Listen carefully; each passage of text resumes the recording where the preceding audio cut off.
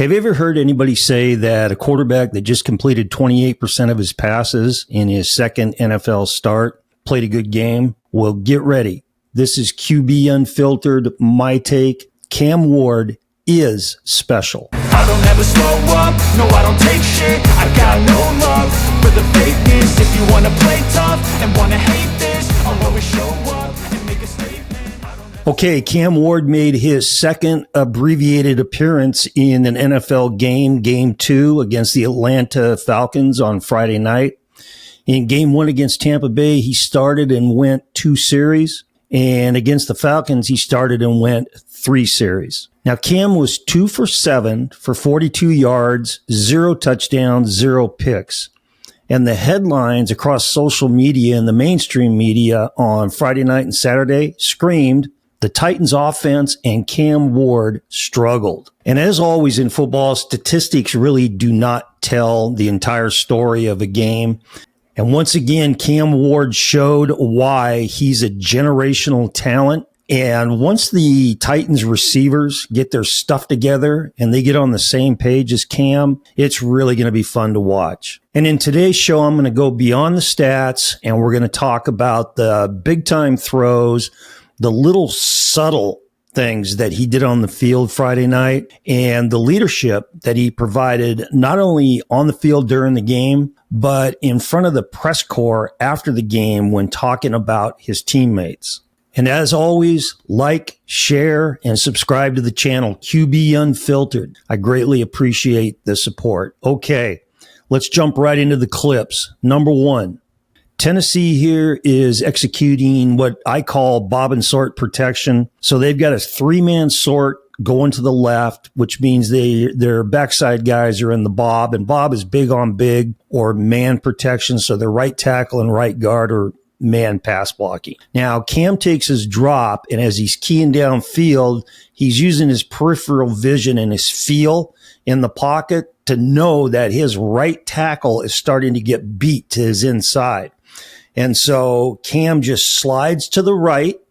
It's a pretty aggressive slide, okay? And then you can see while he's keeping his eyes downfield on his reads and keys and receivers, he starts to pat his feet down so that he can throw the ball from a stationary position, because that's when your quarterback is his most accurate, when he can get his feet underneath him and throw the rock from a stationary spot. But as he starts to pat down now, he can see in his peripheral that you've got 2 defensive guys, 2 defensive linemen for Atlanta that are starting to spill over the top of his offensive lineman to his left. And so now he immediately gets into a roll, continuing to that right side. And Cam Ward's really, really dangerous when he throws the ball on the move, and particularly when he's moving to his right. Now, he's got a 2-way go on this play. I mean, he can pull the ball down here and run for a while. But he zips it on this dig route coming from the backside, and they get a nice pickup on this. And as I said, this is one of Cam's really good skills, is pocket management and then throwing the ball accurately on the move. Okay, play number 2, and this is Cam Ward's absolute best throw of the night. You know, this one was all over social media Friday night, and there was a lot of guys going, holy shit, you got to catch the ball. And there are a lot of guys going, wow, that was a great throw by Cam Ward. And then you got some guys that are throwing out theories that the ball should have had more loft on it. You know, he should have put air underneath it and dropped it in the bucket and all that kind of nonsense. The bottom line is Cam Ward throws about a 35 to 37 yard absolute BB on this deep crossing route. And the Titans are running a little high-low scheme here. So they've got the receiver coming from left to right on this deep crosser, and then they're running their tight end to that side on a delayed flat route, and that's the high-low read. Now, I'm sure that the quarterback coach for the Titans in film is going to say to Cam, let's just play catch. Take what the defense gives us, throw the easy completions, and let's move the sticks, because that flat route is all by himself. But Cam's a smart quarterback, and one of his other great skills is he understands and has the great anticipation on the windows in the grass and the receivers that are about to come into those windows. And so he knows that he's going to have an opening downfield on this deep crosser route, and he hitches up in the pocket and he drives this ball and throws a laser that the receiver drops. Now, one of my complaints about Cam Ward, and this goes all the way back to when he played at Washington State, was a lot of times when he's throwing the intermediate throws where he's putting, throwing ones, where he's putting it on a line, putting it on a rope, he would sit back on his haunches and keep his weight back and almost throw off his back foot where he was using all arm strength. Well, he didn't do that on this one. And so you can see him hitch up and then transfer that weight to the front foot, and he takes all the weight off his back foot and he gets on top of that throw and throws a seed. This is a great throw. We're going to talk a little bit more about the receivers later on in this show, but I'm telling you, you got to make that catch, and you just got to make that play. You cannot not reward your quarterback by making a phenomenal throw by not hauling it in. Okay, third play here. The Titans are running a punch screen here. Now, here's another one of Cam's great skill sets. He does a hell of a job throwing these screens where he catches the snap, and I call it throwing hand grenades out there. He catches the snap and he flips his feet and he drops his arm slot down and he just gets it out there. No laces, doesn't have time to spin the ball in his hand. He's throwing that sucker without the laces. A lot of times you'll see him throw these punch screens where he's dropping his arm down to like 9 o'clock, right? And sometimes even 8 o'clock, where he's dropping it down below sidearm. And this is one of those occasions right here where he's got to throw the ball around and under this unblocked defensive end to the screen side. This is a real tough ask. And I think that the play design led to this incompletion. Okay. So it is my belief that when you're running the punch screen, let's say to the right, like the Titans are doing, with your play side tackle, who's the right tackle here, you do not arc release him, outside arc release him to get out there and block in the flat, because that arc release widens that defensive end. And now he ends up in between Cam Ward and the screen receiver. And what you got to do here, since they're showing run to the left, they're showing like inside zone to the left, action with the running back, is you take that right tackle and you step him down like you would on the backside of inside zone. And when he steps down, that defensive end sinks down with him, and that creates that nice, easy lane for Cam to get the ball out there on the punch screen, right? And so you step that tackle down for a step, he plants that inside foot in the ground, and he heads straight back out and executes his blocking assignment out there in the flat. So I think the play design here kind of handcuffs this whole play and kneecaps Cam Ward and his ability to get the ball to that screen receiver. Okay, that's just the way I see it. Okay, fourth play here.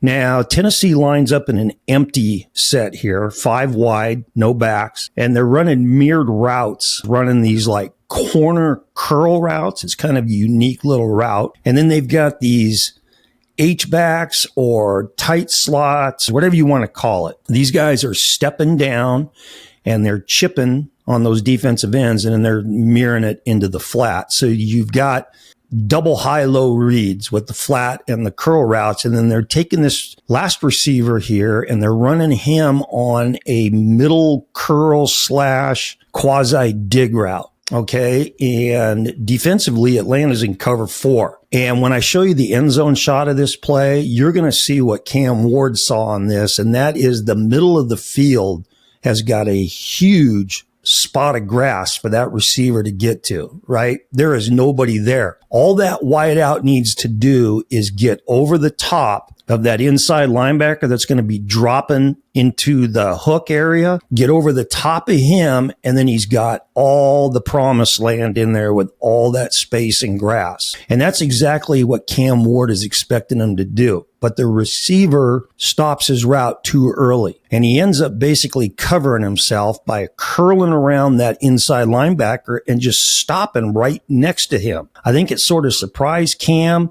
Cam's trying to throw the ball, throw him open. We talked about that last week.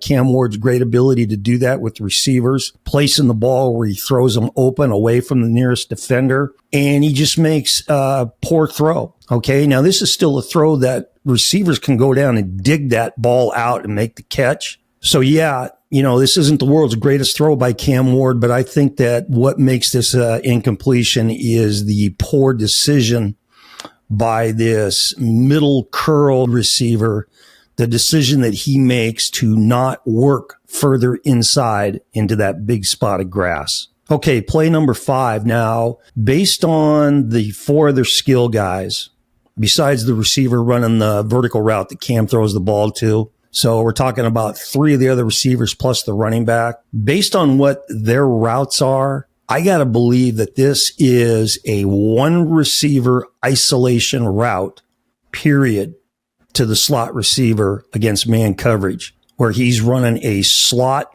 vertical, an outside vertical from the slot position. And that's Cam's only read on this play. They knew they were going to get man coverage. They knew they were going to get cover 1. If they didn't, he'd just kill the play and they'd run another play. That's what I think happened on this based on what these other receivers were doing. And I'm going to explain that here. So if you look at the 2 outside receivers here, they're running hitch routes, which are not the greatest routes in America to run against press coverage. And then on the left side, they've got the outside receiver running that hitch route, and they've got the number 3 receiver running a man out route. Well, can you see the problem here? So you've got an out route running right into a hitch route standing out there in the flat. And then you've got the running back running a check pass pro check down. And again, against man coverage, if he's hugged up by a linebacker and he just sinks down and pivots and stands there, he's covered. So this is either what happened on this play, that the receivers are either running, just bullshit, get out of the way routes because we're going to play 1-on-1 with the slot receiver running the vertical, or this is a poorly designed scheme. Okay, enough of that. Let's talk about the throw here. This is Cam Ward's second best throw of the night. Here's the reason why. As he takes his drop, and I'm really surprised that he didn't have him glance off the free safety, because this turns into an outside vertical. And anytime you're throwing outside verticals versus man free, 1 safety high, you want to look off that safety in the opposite direction of which you're throwing to try to freeze him in the middle of the field or get him to move with your eyes to keep him out of the play. You assure yourself you've got a true 1-on-1 when you throw the ball. Well, Cam doesn't look off here. So when the safety starts to drop and he sees Cam keying that guy, boom, that safety is gone. And he's screaming out of center field now, trying to get in and make this play. And you can see how close he comes to doing it. But Cam Ward knows that he's doing this. So look where he puts the football. This is tremendous location with this throw. He puts it outside, and he's going to force his receiver now to drift outside and make the play. He's throwing it away from that safety. The other thing he does with this throw is he does not put a lot of air underneath it because that safety is screaming out of center field. So he puts just enough to where he doesn't have to be absolutely perfect. If he were throwing the ball really, really flat, he puts just enough air underneath it, but not too much. And then the location is perfect. I think the receiver here lost track of the ball, and it ended up being a situation now where it's coming over the top of his helmet. And that is one tough ass catch for a receiver. And what this guy should have done if he tracked the ball the whole way, if that ball's coming from his right inside, is just drift towards the sideline and keep that ball inside of him so he doesn't have to make that catch with it coming over the top of his head. This is a hell of a throw by Ward.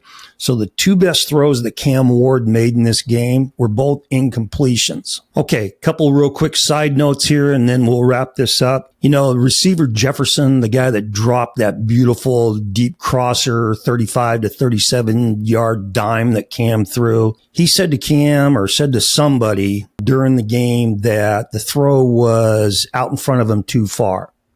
He just couldn't make the play because it was throwing too far in front, which is basically a bunch of BS.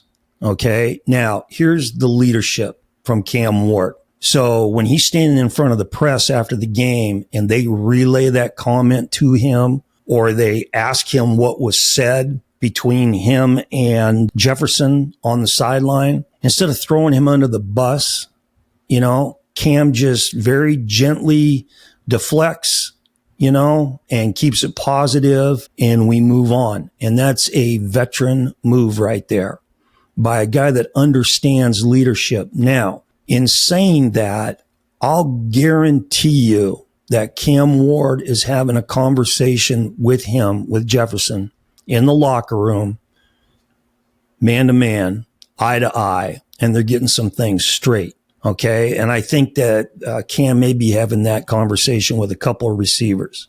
It was pretty widely known that one of the stories circulating when Cam Ward first went to the University of Miami, and he's throwing before fall camp starts with his new receivers who he didn't know and they didn't know him, and they're throwing routes, and he pulled one of the guys aside afterwards and said, if you want me to throw you the ball this year, then you got to run full speed routes and catch the ball consistently. And if you don't, you're not getting the rock. And so he's going to set that level and make sure that he plays up to that level, but his teammates also play up to that level. But Cam Ward's going to do it in a professional manner. He's coming into the league with those types of skills, the leadership, the character, and all that stuff to go on top of the physical ability he has. Tennessee has got themselves a real one. And I'm sure that he had a conversation with his receiver that ran that no back, middle curl / quasi dig route, or he's talking to him about, hey, you got to understand versus cover 4. And they've got those inside linebackers lined up really wide in the box. They've already opened up all that grass in the middle of the field. Just get there. Don't cover yourself and force me to try to make a great throw because you're standing right inside of the inside linebacker when he drops to hook. So it's an ongoing process. It's Cam Ward learning his receivers learning Cam Ward. When this happens this year, hopefully it'll happen this year. When it totally happens, it's going to be really fun to watch. The whole thing, it's a learning process. And again, this is why the preseason is such an important time for the players and the coaches. There's a lot of learning and teaching scenarios that happen in the course of a game that you get on film.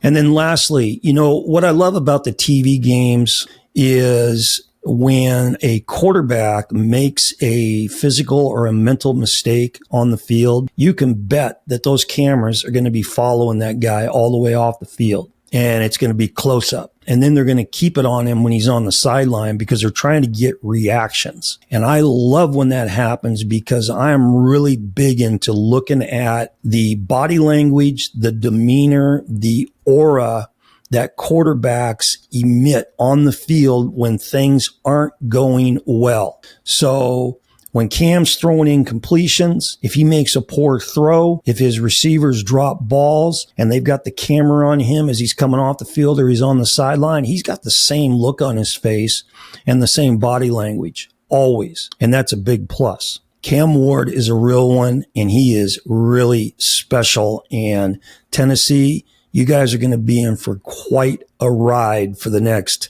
15 years or so. All right. Let me know what you think of my assessment. Do you agree with me or disagree on Cam Ward's performance Friday night against Atlanta? This is QB Unfiltered. And remember, always throw the ball short to guys who can score. See ya. I don't ever slow up. No, I don't take shit. I got no love for the fakeness. If you want to play tough and wanna hate this, I'll always show up.